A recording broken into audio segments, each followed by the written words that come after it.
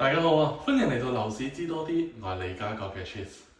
咁今日咧帶大家睇一個有15至16步就可以去到西鐵站嘅一個全新屋苑柏龍。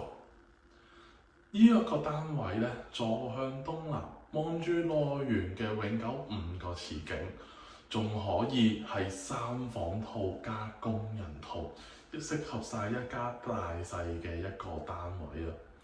即刻睇一睇單位內容，睇下呢個係咪喺你嘅心目中嘅夢想情況。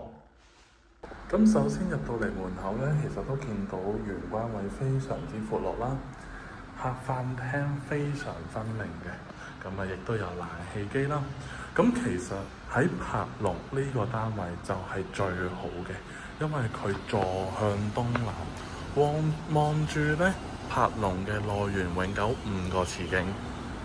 翻入單位啦，咁入到嚟轉左就會係佢嘅廚房。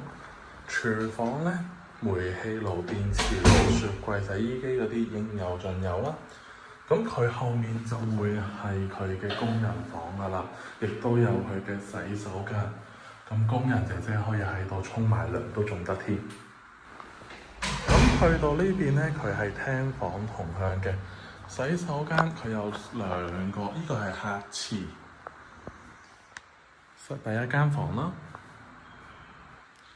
第二間房啦，同埋主人套房嘅。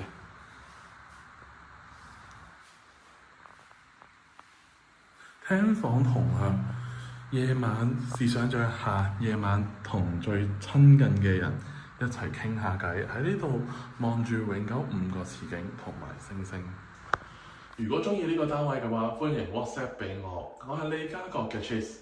當然啦，記得 Like、Share 同埋 Subscribe， 撳埋個下面個叮叮鐘，就可以俾大家知道更加多嘅樓市新資訊啦。拜拜。